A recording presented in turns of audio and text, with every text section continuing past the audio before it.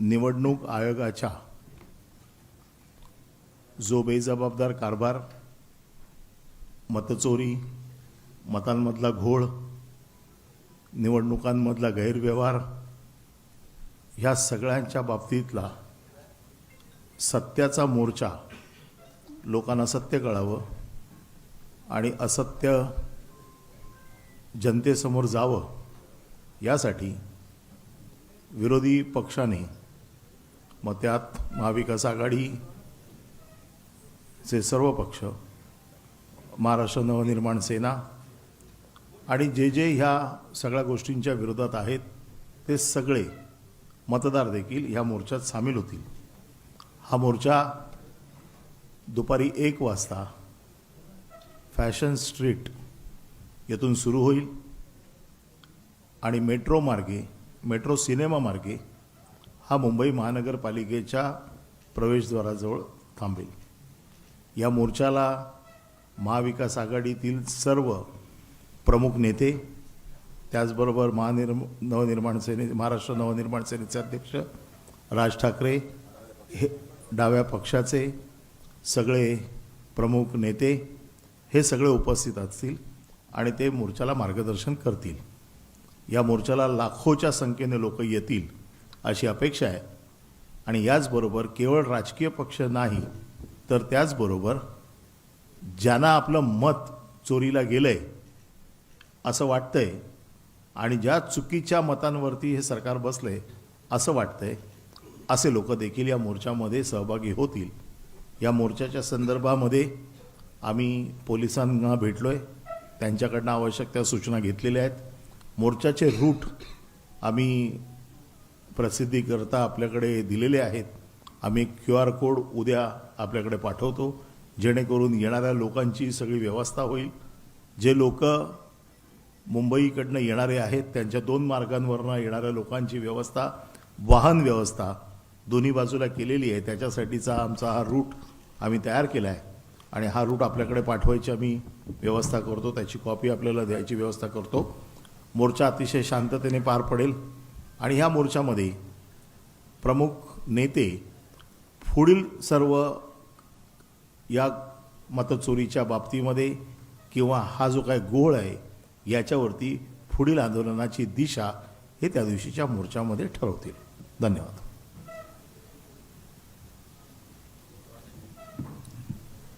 मी फक्त मोर्चाची माहिती देण्यासाठी आपल्यासमोर आलेलो आहे। या मोर्चाच्या संदर्भात काही आपल्याला विचारायचं असेल तर विचारू शकता।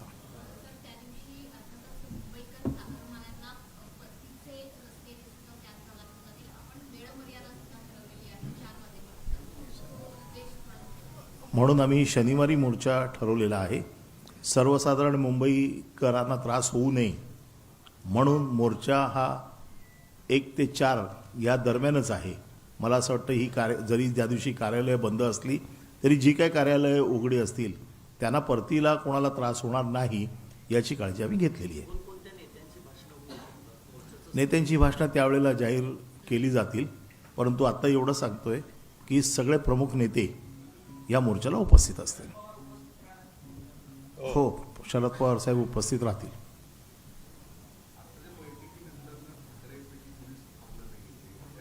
ते मोर्चामध्ये आपल्याला सगळं जे काही सांगायचं आहे त्यांना त्यांचे विचार मोर्चामध्ये मांडतील।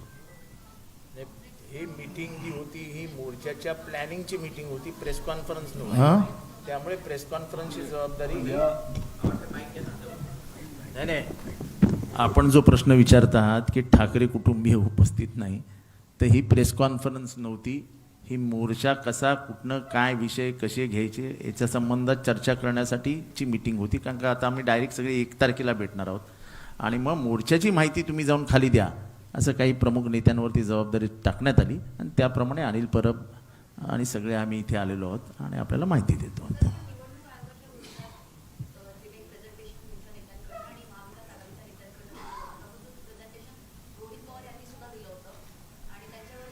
असं आहे की खटले दाखल होणार, पोलीस दबाव टाकणार, राज्य सरकार यंत्रणा वापरणार, कारण का चोऱ्या लपवण्यासाठी विविध प्रयत्न करतो।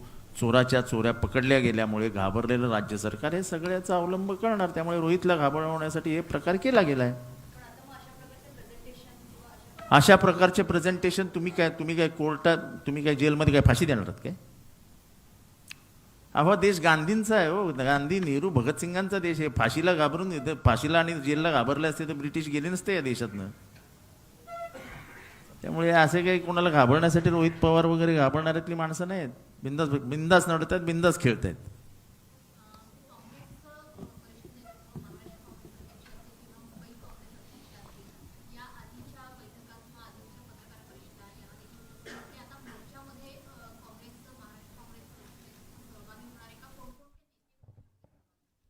समजण्यासाठी हा मोर्चा आहे असं अनिल परब म्हणालेले आहेत. पूर्ण पाठिंबा या विषयाला आहे, कारण काँग्रेसचे नेते राहुल गांधीजींनीच या विषयाला वाचा फोडलेली आहे आणि त्यामुळे संपूर्ण देश पातळीवरती विरोधी पक्षांची जी काही एकजूट या विषयावर होते त्याचं मूळ कारण काँग्रेस पक्षाचं हे धोरण आणि काँग्रेस पक्षाची भूमिका या संदर्भामध्ये आहे आणि त्यामुळे काँग्रेसचं नेतृत्व महाराष्ट्रातलं हे आपापल्या कामामध्ये व्यस्त असल्यामुळं आताच्या या मोर्चाच्या संदर्भामध्ये पाहायचं आलं तर वरिष्ठ नेतृत्व निश्चितपणे त्या ठिकाणी उपस्थित राहणार आहे, याच्यात काही शंका बाळगण्याचे कारण नाही.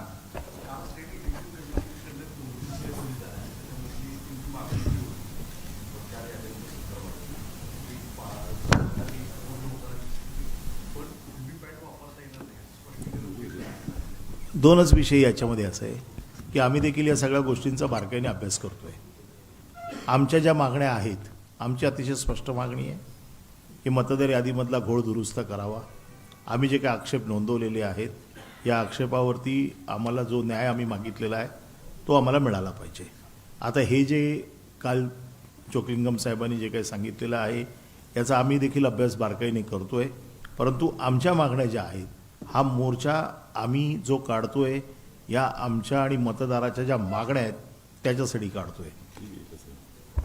एकच सेकंद त्याच्यावरती असं आहे की त्यांनी काल जे कारण दिलं व्हीव्हीपॅटच्या संदर्भामध्ये ते संयुक्तिक नाही याच्यासाठी की त्यांचं म्हणणं आहे की कायद्यामध्ये तरतूद नाही.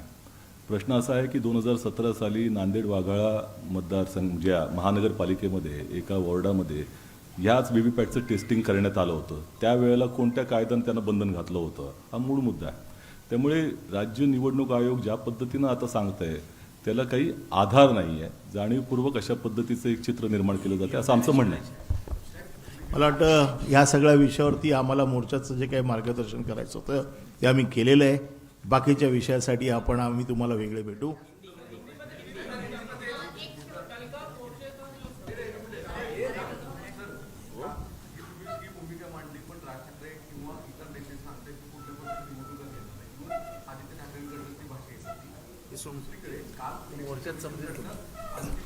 याच्या बाबतीतले जे काही निर्णय आहेत हे मोर्चात जाहीर केले जातील ना.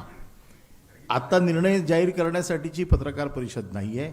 ही पत्रकार परिषद 1 तारखेच्या मोर्चाची आम्ही जी तयारी केलेली आहे ती लोकांपर्यंत आपल्या माध्यमातून जावी यासाठी आम्ही आपल्याला ब्रीफिंगसाठी आलेलो आहोत.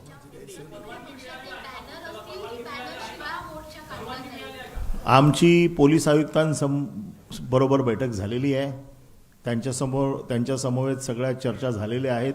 परवानगीचा अर्ज आम्ही दिलेला आहे. मोर्चाच्या अगोदर परवानगी मिळेल. सर्व पक्षीय सगळ्याच गोष्टी तुम्हाला आत्ता सांगितलं तर त्या दिवशी तुम्ही बघणार काय?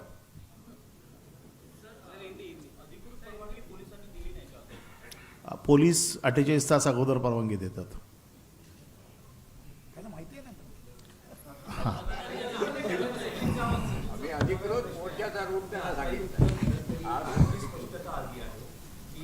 जे सगळे पक्ष सहभागी होते त्यांचे सगळे प्रमुख नेते अशा वेळेस महाराष्ट्राचे प्रदेशाध्यक्ष हर्षवर्धन सपकाळ हे या दिवशी मोर्चामध्ये उपस्थित असणार आहे की त्यांचे मुंबई बाहेरचे काही कार्यक्रम आहेत? असं आहे की काँग्रेस पक्षाच्या तर्फे कोण त्या ठिकाणी उपस्थित राहणार हा काँग्रेस पक्ष निर्णय त्या ठिकाणी घेईल. पण मी एवढं निश्चितपणे सांगतो की काँग्रेसचं वरिष्ठ नेतृत्व या मोर्चामध्ये सहभागी होणार आहे आणि त्यात काही शंका बाळगण्याचं कारण नाही. काँग्रेस पक्षाचा पूर्ण पाठिंबा या मोर्चाला आहे, या भूमिकेला आहे आणि एकंदर राज्य निवडणूक आयोगातर्फे हे जे काही गोंधळ चाललेले आहेत त्याच्या विरोधामध्ये काँग्रेस पक्ष ठामपणे उभा आहे. मी जे सांगितलं असं आहे नाही, हे मला असं वाटतं की 2 वेगळे विषय आहेत.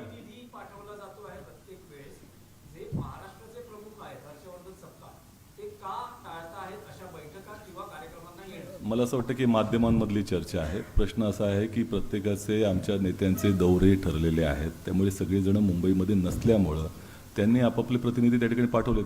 जेव्हा प्रतिनिधी येतो त्यावेळेला तो काँग्रेस पक्षाचाच प्रतिनिधी आहे आणि काँग्रेस पक्षाची भूमिका त्याच्याबरोबर येते, हे लक्षात घेतलं पाहिजे. आणि माझं या संदर्भामध्ये पुढचा दौरा त्यांचा काय आहे, कशा पद्धतीचा आहे, तो आपल्याला कळवला जाईल. त्याची कारणं असतील किंवा काय नसेल. असं आहे- प्रश्न असा आहे की काँग्रेसचं वरिष्ठ नेतृत्व तिथे उपस्थित राहणार आहे आणि ते त्या काँग्रेसची राहुल गांधीजींची भूमिका तिकडे मांडणार आहे. मतचोरी आणि मतदानातील घोटाळ्या माध्यमात एका दरोडेखोराने गावावर दरोडा घातलाय आणि गावातल्या दरोडेखोराला पकडण्यासाठी अख्खं गाव एकत्र येतं. तेव्हा बाकीचे विषय सोडून द्या, त्या दरोडेखोराला पकडण्यासाठी अख्खं गाव एकत्र आहे. तुम्ही काही चिंता करू नका. धन्यवाद. चला.